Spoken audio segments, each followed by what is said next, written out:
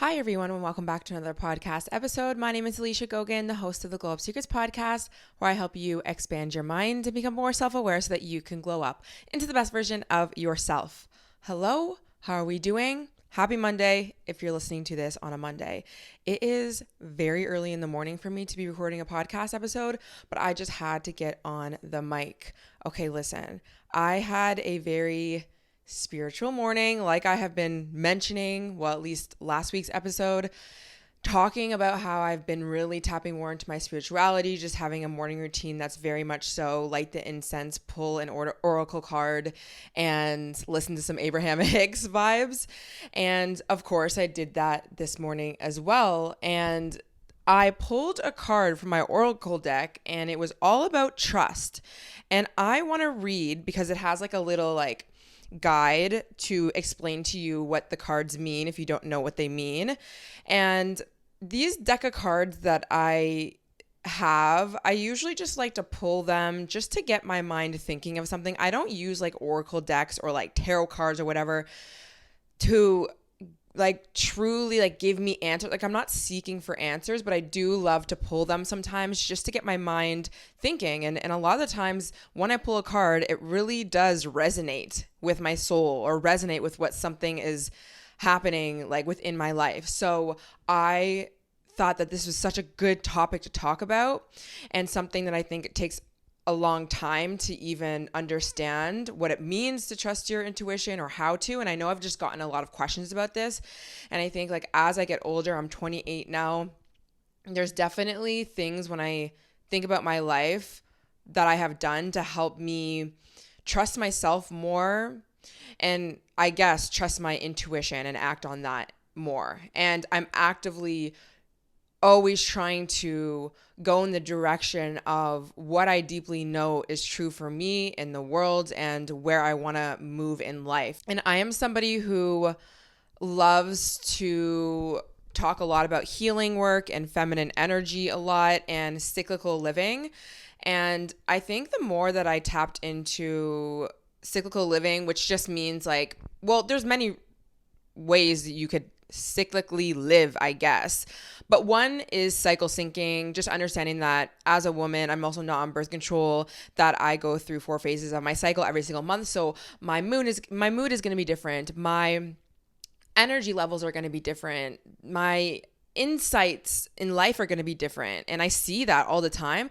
But just in general, understanding that life is not linear. Things happen, seasons happen, and there's just periods of your life where you sometimes need to come closer inwards, do that deep shadow work, do that healing work. And then there's some seasons of your life where things just feel really aligned and things are just moving and whatever. And I just embrace all of that. And I think coming from somebody who has been really strict on herself, I talk about that a lot in my book, The Ultimate Glow Up Guide, where I went on this pursuit of glowing up into the best version of myself. And I really tried to change myself from a place of self-hate. So I would do habits and behaviors that were really strict and all or nothing. And every morning I have to wake up and have to do the same thing. And if I don't, then I hate the fact that I didn't. And I get so hard on myself when I don't. And I just so controlling and stressed out all the time. Once I went through a process of healing that whole, not part of me, but getting to the root as to why I was like that in the first place, and trying to self-improve and love myself in a way that wasn't so strict, I found myself really resonating with the fact that things really aren't linear in life, and they don't need to be. And so even when it comes to healthy habits, when we're talking about the Glow Up Challenge, I give myself different days to do different things because I know not every single day is the same, and it doesn't have to be the same. So anyways, I say all that to say the way that I live my life definitely does help me be able to connect more into my intuition, my higher self, my inner knowing, whatever it is. And definitely the morning routine that I currently have right now allows me to tap more into that. So anyways, let's just read what the Divine Intuition Oracle Guide tells us about intuition. I think this is a really, really good definition of what it means to trust your intuition. And then I'm going to give you some of the things that I have learned on my journey, like I said. So pulled the card, which I guess I'll just show you guys on YouTube what it looks like. Looks like this with little hands and like crossing the fingers, I guess that's what it is. Super cute and aesthetic, of course. So it says, trust. You have drawn this card today to encourage you. When you act on feel-good intuitions, the results will speak for themselves. And I think there's a reason why we ask the question of how do I trust my intuition more? Because I think that there's an inner knowing that our intuition, like there's something within us, if we can just tap into it, that is the right action to take from, or trusting the feeling that we have within ourselves. Like, I think that's why we ask the question, because it's like, we know that if we were to act more on our intuition or trust our intuition, we would get either the results that we really want in our lives, or we would just get in alignment to what we actually desire in our lives. So let's expand on trusting your intuition. How do you learn to trust your intuition? How can you be sure that your inner sense of guidance isn't mere daydreaming or wishful thinking? Do you need to practice for years, read hundreds of books, or be born with a special gift? The answer is actually much simpler than that. The key is to act on it. Your logical mind will protest because it wants to guarantee. It wants to know that what it's making is the right decision and acting on the right information, which is very true, right? It's like we almost like have this intuition, this knowing, this desire, and it feels so good. And then we get into our logical minds, and then we come up with all the evidence just to prove to us why we can't trust or we shouldn't trust, and we go into the spiral of thinking. And I think that that's just like number one key to know whether the feeling that you have or the thoughts that you have really, whether it's intuition or if it's kind of just like your limiting beliefs or your negative self-talk or your trauma talking or your survival mode like getting activated, is how do you feel? And usually our intuition, like there's a good feeling that we want to act out of. We have this insight or this desire that feels good to us. And then what follows that is all of the negative, the not so good feeling, the second guessing. And I want to talk about like the second guessing and where that comes from, but let's continue on. In our black and white world, we often look at life far too simplistically. Everything is either good or bad, up or down, positive or negative, right or wrong. But life is much more nuanced than that. From our first days at school, we're taught that there is a right and a wrong answer to every question and a right or wrong way of doing things. But where is the creativity and individual perspective? Which is another thing that is so true, and something that I really learned as I got older was like, yes, on one hand, we need logic, we need structure, we need to know rules, regulations, we need yes or no's, we need clarity in life.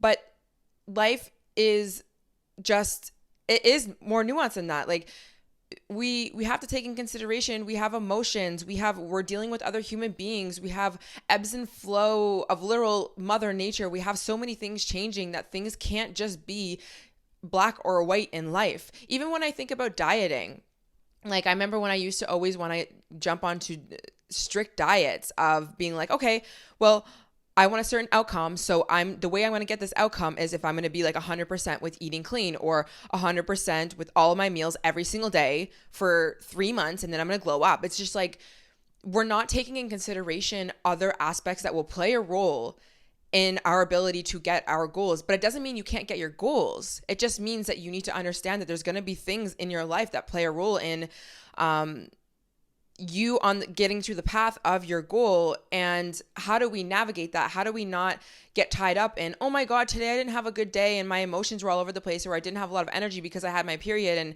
whatever. When we understand that there's just ebbs and flows in life, like let's say there's just going to be a week out of the month for me that I'm going to be on my period, I learn to adapt. I learn to support myself. I don't turn on myself because I don't have all the energy in the world to hit all of my workouts. I learn the workouts that I can do on the days that I need more rest in my life, and I continue to flow. And the more that I do that and not resist the natural ebbs and flow of life, I still get to my goals because I'm not just stopping everything, right? I think this comes back to, again, when we go on diet and whatever, you emotionally ate for some reason, or you just didn't have time to make your meal at home, so you just had to go stop somewhere. But because you're so black and white, you look at the fact that you had to go stop and get something to eat as like, oh my God, all my progress is lost. Oh my God, I'm not going to get to my goals. Oh my God, this shouldn't be happening. Who said that that shouldn't be happening? And then on top of that, your perception of the fact that it shouldn't be happening is the thing that allows you to continue to perpetuate the thing that is not the best for you. And that's the issue. It's not to say that eating a piece of cake or eating something that's not necessarily nutritionally good for you is like the best thing for you. But at the end of the day, things happen, but it's the fact that you think it's so bad that you tend to then fall more into the unhealthy food or the unhealthy behavior, and you falling into the unhealthy behavior, like eating food every single day until Monday because you ruined something on Thursday. That's where you get into hot waters. And then you tell yourself, see, nothing works, or see, like, yeah, anyway, so I'm going on a rant, but that's my thoughts on that. When you act on your inner prompts, those unexpected feelings of just knowing, you will discover more about yourself and your life in your unique language of your intuition, which is also another thing to think about, is you have a unique sense of what your intuition or your higher self or your soul is. Everyone is different. The way that we experience life, a lot of us feel things more than others. A lot of us think things than others. Like sometimes, like I think in imagination and pictures a lot. I'm very like tapped into what my higher self and my intuition is always really saying. Some people are guided by, maybe even if it, like something to do with spirituality or even God or whatever. Like we all move through life and we all have a different language and a different way that we actually experience this, whatever it is, higher self, intuition, this deeper knowing of something. So that's just something to think about.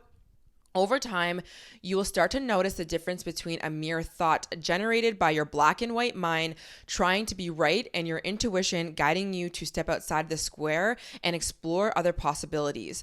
They will actually feel different, as though a mere thought has a different texture or vibration from an intuitive, inspired idea. And I think that this at least is very apparent to me. When I feel good, I know it's coming from a place of intuition, my desires. I think that your desires are a part of like where your intuition will kind of sit within your body, your soul, your mind. And I am very aware of when my black and white thinking comes online. And it's not that black and white thinking or logical thinking is wrong, but I find when I'm feeling really crappy or I'm starting to feel anxious, I'm starting to second guess, I'm starting to actually freeze. Like I'm not even taking action on any black or white thinking or logical thinking. That's when I know that it's no longer serving me. And there's times where I need to think black or white and I need to take logical action and step forward, and I have to plan and I have to be organized and have to think in the future. Yes, yes, yes. But that should still feel like flow a lot of the times. And when I am feeling, this is what happens for me at least, is when I get too in the black or white thinking and over analyzing things, I tend to genuinely not take any action at all. I get into this energy of procrastination. I won't do anything. I'll take hours doing something. And that's when I know that my black and white thinking, my logical, the right answer thinking is actually not serving me, right? So thinking about, are you able to take action on black or white thinking, logical thinking, like step-by-step processes? And if you're not able to even do that, and if you're so overwhelmed, most likely that's not actually serving you anymore. And then sometimes what I do when I get into that overwhelm, I just say, screw it. None of that's working for me.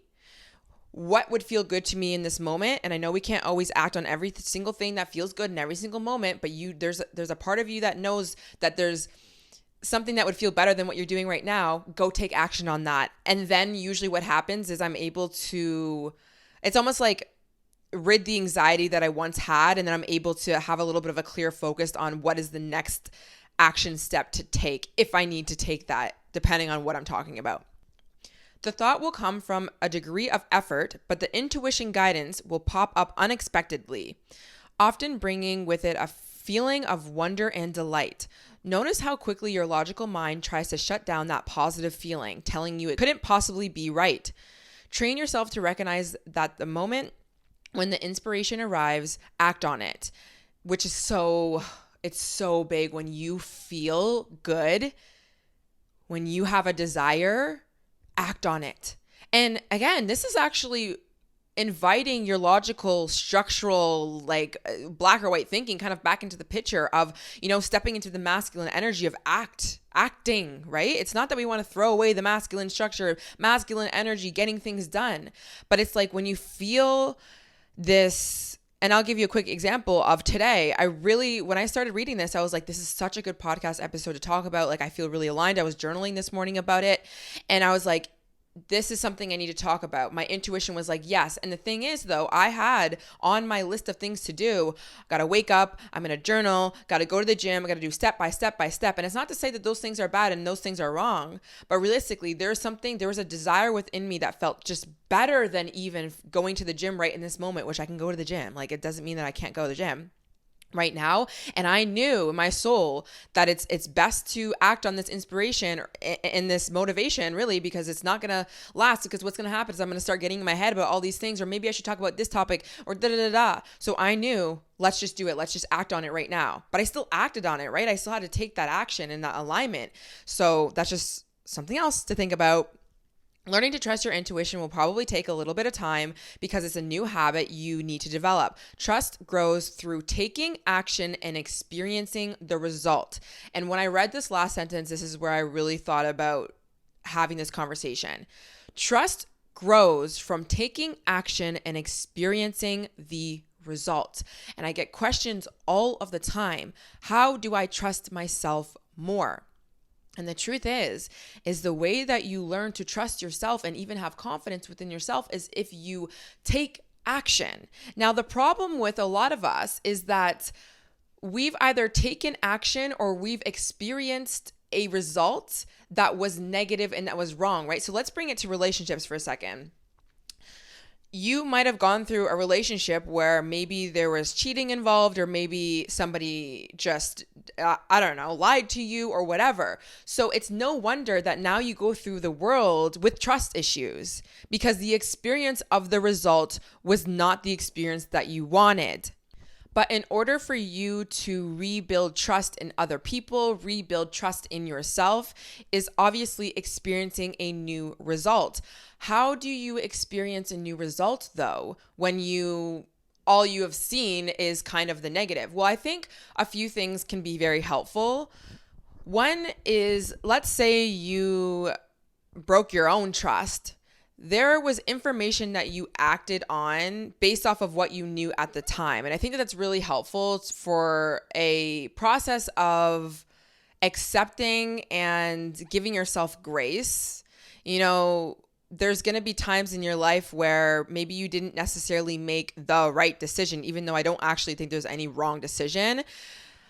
But it was based off of information. It was based off of whatever it was in that moment. And this is what I also think as well, is that we struggle with trusting too, especially with, let's say with men, is because, let's say, I'll just give you a relationship example, is because when we first learned to trust in, let's say, dating a man, we weren't actually listening to our intuition. And actually, I'm going to take out we, and I'm just going to say myself, because not everyone is the exact same, and this is just a blanket statement. So I'm going to just look back on my situations. I struggled with trusting that I was going to get a better result in relationships because of, obviously, I've never been cheated on, but like there's just been things that just haven't worked out in relationships. But if I actually look back, I put myself in relationships and situations where I was ignoring my intuition. I was ignoring signs.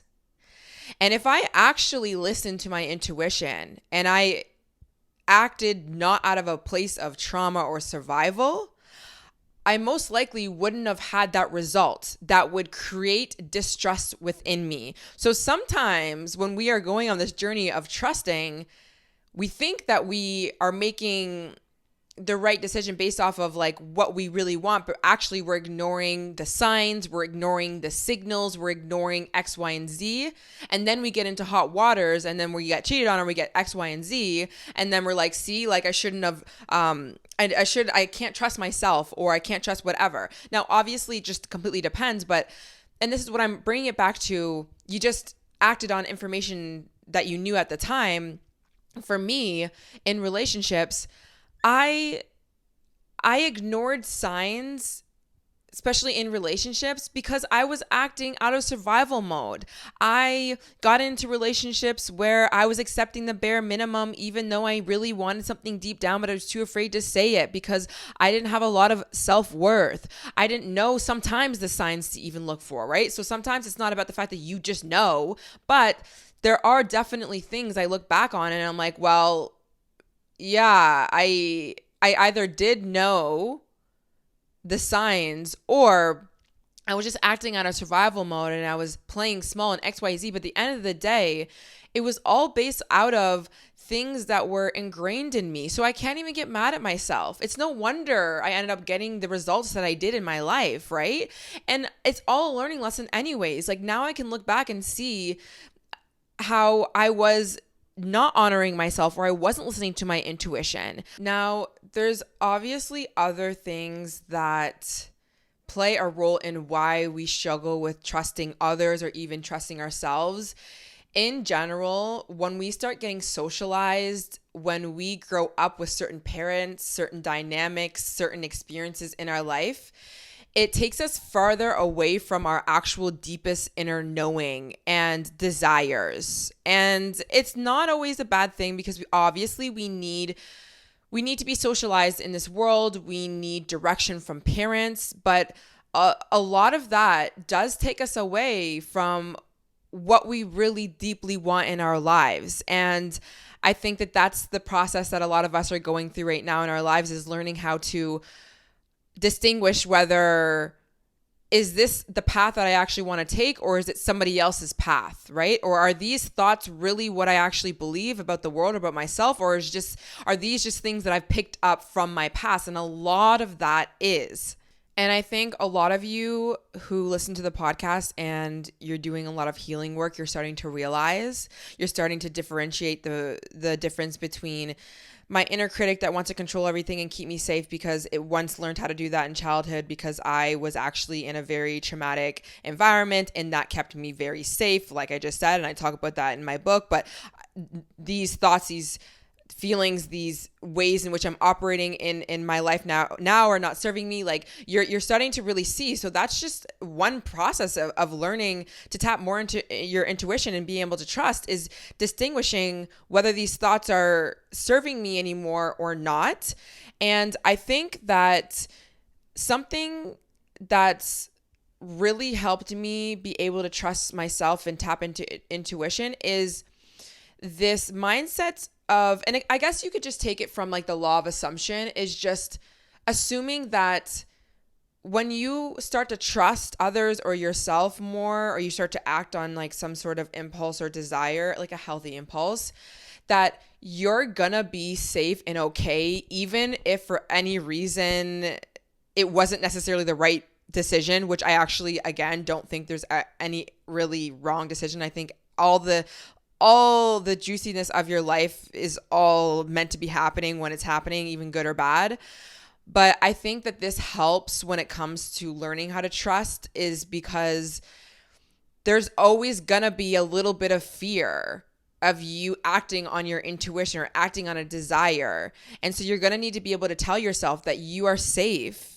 You're going to be okay, even if this doesn't necessarily have the outcome that you necessarily wanted, right? And understanding that you're really just going on a small little journey of seeing what it even means to trust your intuition. So I'm going to give you a quick example of how you can slowly start to trust your intuition, because it's so subtle and it's just like not going to be, I don't know. Like, I just think that when you're going on a journey of everything, it's just not going to be like black and white, of course. So let's say you are in this major and you're studying, this, I don't know, whatever you're studying, and you know that it's just like, it's draining you beyond just the fact that you have to do your homework and study. Like, we know that we have to do that, but you just really don't want to be studying this major anymore. And you really have a calling to study a new major, a different major, something that's like completely different. But when you entertain that thought and you have this desire, it just feels so good and you just love it. And if you just dream of like your next 10, 15 years, the dream job, the dream life, the dream everything based off of you switching this major or whatever.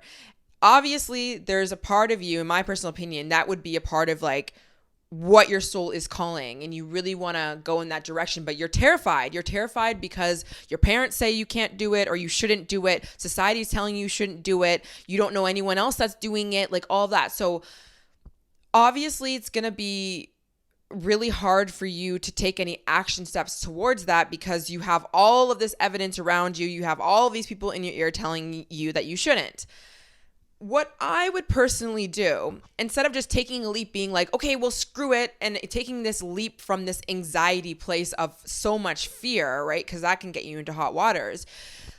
Let's say you don't have to stop your major next week and start like applying to the new one yet, if you're not really ready, but you still want to go in that direction. I would slowly start to find signs of the path that you really want to go on. So whether it's like, I don't know if you believe in God or the universe or whatever, but you could just be asking the universe, like, give me a sign. And you don't have to ask anyone anything, right? You could just simply be like, you know what? In the next month, I am going to wake up and I am going to feel into how it would feel to switch into a major and what my life would look like. And I want to go out in the world and find signs and signals to support my decision of moving forward. Whether that be you're going to start having conversations about switching a major to those around you that obviously wouldn't completely just shut it down. Or maybe you're going to go to, let's say it's a new school or something. You're going to just go visit the school. You're just going to go see, like, you know, what the campus looks like, or what your curriculum would be, or you're going to search up on YouTube people who are in the same major and what they have been learning or what topics they're really interested in. You're just going to start entertaining the thought of you switching a major. And the reason why I think this is important is because when you start to entertain your desires or your intuition, you start to feel into what it feels like to feel good, you tend to start looking through a lens of possibility, and you tend to find opportunities. You tend to start having conversations. You tend to start getting in alignment with people who are showing you it's possible that you can even take that route. But this is what we usually do when we have a desire, intuition. We look for all the evidence to prove ourselves why we shouldn't do it. You know, like, oh, and this comes back to you have a desire and then it's followed by all the ways in which you can't do it, all the ways that you shouldn't do it. And now this is obviously ingrained in us, these thoughts, these beliefs about how you can't get what you want. And no, you can't do this because it's not going to be safe or X, Y, and Z. I want you to try your best to entertain your desires and your intuition, or try to follow whatever you really are wanting in your life from a positive aspect and a positive light for, let's say, just even a month, right? And I think that there's things that you're going to need to do in your life, though, to be able to create this positivity in this lens in which you're able to actually see that it's possible. Like you're seeing evidence in your life, because you kind of need evidence to be able to take that step forward. If you don't see any evidence, you're going to be really afraid to start, taking the major or whatever it is. But let's say you're entertaining the fact that you want to go into this major, and now you're going to the library and you're learning more about the topics that you need to learn, or you're having conversations with people who are in that major. You are having positive conversations, you're seeing the evidence, and that brings you one step closer of feeling like it's possible for you to do this. And you're going to find more evidence to back it up, and then you could eventually get to a point where you have all the steps, you have all the resources, you are so trusting in this decision that you're able to, somewhere you will find alignment and you'll be able to take that step, or you will have trust in yourself to go in that direction. And I think the same thing can be true with relationships, right? Like, let's say you're deciding you want to learn how to trust men more, and it's going to be up to you to decide that you want to go in the direction of trusting that, a healthy relationship is possible, or you can trust men. You're going to have to look for signs and evidence to prove to you that this man is a trustworthy man. And so instead of waking up every single day and looking for all the ways in which he is proving you right about not trusting, what are the actions? What are the things he's saying? What are also the things you're doing in your life to show you that actually he is a trustworthy man? And coming back to the fact that we really focus on all of the things that we don't want in our lives, right? And I think having a routine, a mental diet, a positive, some sort of like spiritual practice or whatever it is that you want to do day in and day out will really help you be able to see that evidence and help you trust and move in the direction of trusting your intuition. But it's no wonder you don't know how to trust yourself. You don't know how to tap into your intuition. You don't know how to follow your desires when everything in your environment is all negative. Everything that you're paying attention to is all the opposite of what you're trying to persist in. So take a look at the conversations that you're having. Take a look at the people you're surrounding yourself with. Take a look at the things you're reading or the people you're learning from or the stories you're listening to. Are these things really helping you cultivate a better connection to your intuition or not? And the truth is probably not. And, I think that being very aware of the stories you tell yourself is so huge. I also talk about this in my book, The Stories You Tell Yourself, because the stories you tell yourself will dictate whether you're going to continue to listen to your desires, act out of the feel-good energy that you might have, or go in a new direction or a positive light or not. And a lot of the stories you tell yourself are based off of just old limiting beliefs that might have kept you safe, or you just picked up from other people. And again, I go so deep in this in my book. I give you journal prompts and guides, and we talk about shadow work and where your inner critic comes from and where all of these negative stories even come from. But it's really important to see how you tell yourself how hard things are going to be, how you can't do something in your life, all the ways you can't have what you want in your life. And the more times you tell yourself these stories, you are not going to act on your actual desires. So something that I'm always so aware of day in and day out is the stories that I tell myself about how hard something is going to be, how challenging something's going to be, how I can't have this. And if I'm telling myself, if I say like I have a desire to, let's say when I had a desire to start my podcast channel, if I had the story of, I don't know if I can do this, or this is going to be really cringy, or what if people don't like this, I would ask myself, well, where is these stories even coming from? Because this is not actually the truth of me. Even if I think about it in the sense of, I really don't back myself right now, or I don't have a lot of confidence. Well, where is this coming from? It's not an actual like innate thing to think crappy thoughts about yourself all the time. It's coming from somewhere. It's coming from, maybe you grew up in an environment where people were really strict on you, or people were really critical of you, or you move in areas where everyone's critical about everyone and everyone's judging everyone. Surround yourself with new people. Get to the root of why you are telling yourself this story and combat it with a new story. When I get in my head about something, let's say I wake up in the morning and I'm feeling like not that motivated to go to the gym.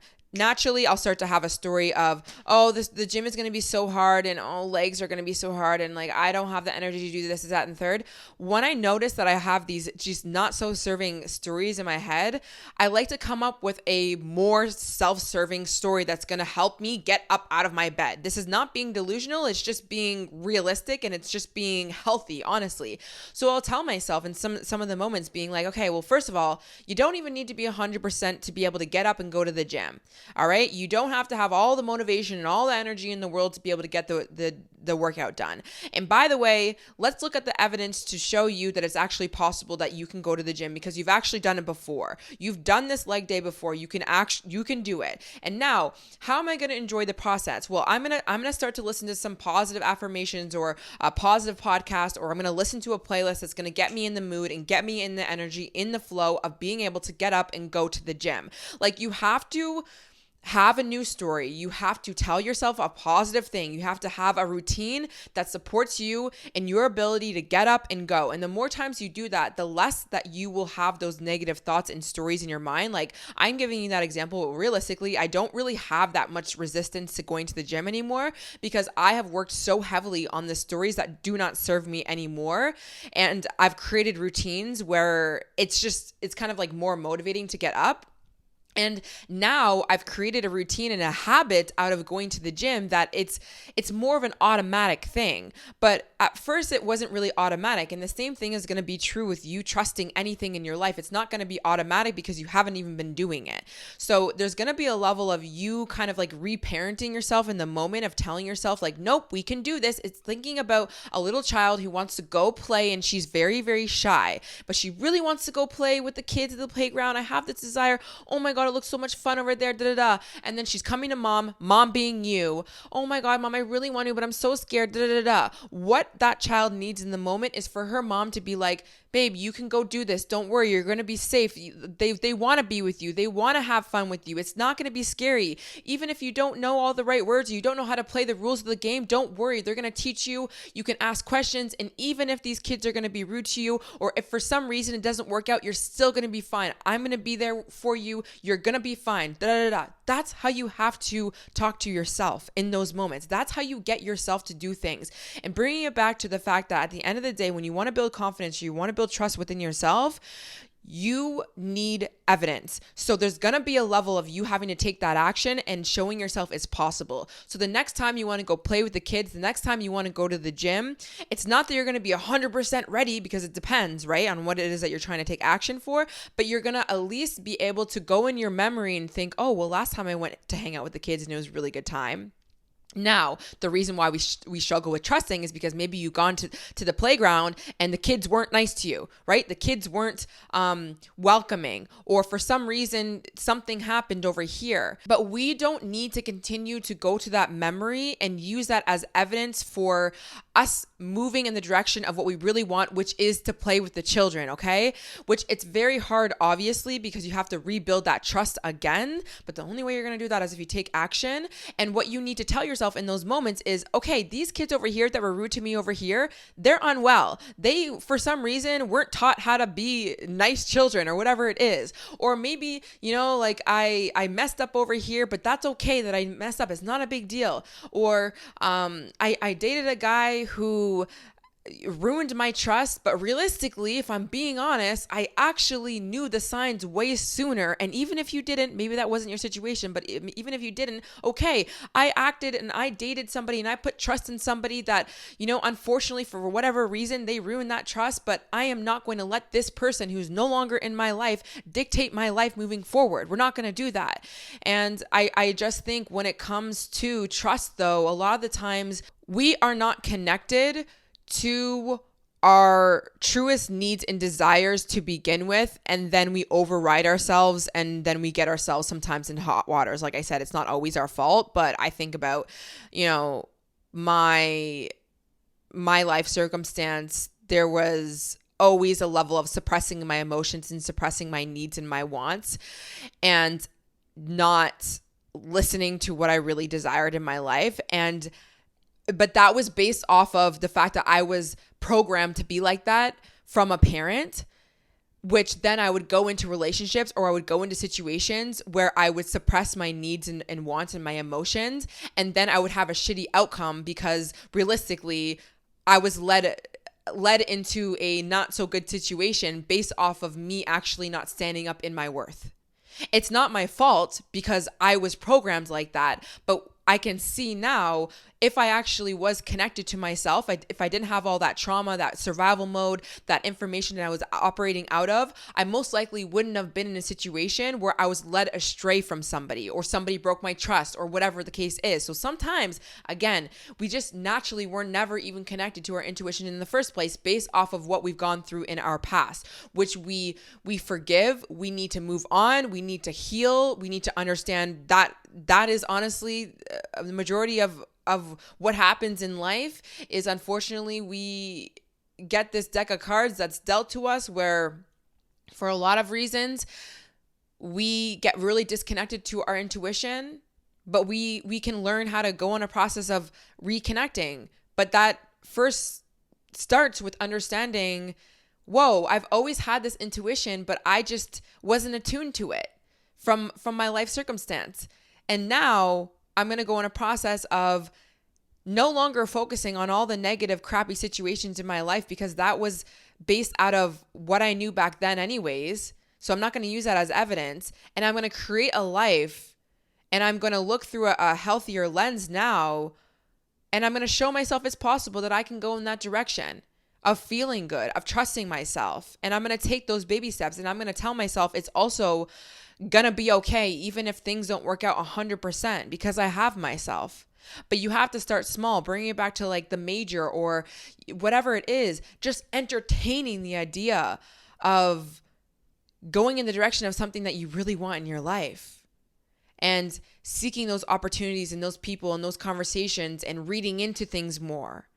And you will see those signs, you will see them.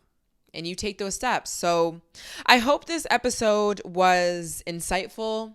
I didn't really plan this episode other than literally this morning when I read this and then I was like, oh my God, let's do it. So yeah, I will always be on a journey of connecting more to myself. I think the best thing that we can do for ourselves is have some sort of routine, whether that's in the morning. That's why I talk about journaling so much. This is why I talk about healing work so much, is because the more you heal, the more you journal, the more you ask yourself questions as to why do I think like this? Where did this come from? How do I connect the dots? The more you're able to open up space of your actual truest desires and your feelings, right? And sometimes what we do is we suppress the feelings and we suppress emotions and this, that, but realistically, underneath a lot of this trauma and distrust is our intuition that will guide us in the direction that we always really want, which is feeling good and bringing so much abundance in our lives. So I hope you enjoyed this episode. Have an amazing week, and I'll see you guys in the next one. Bye.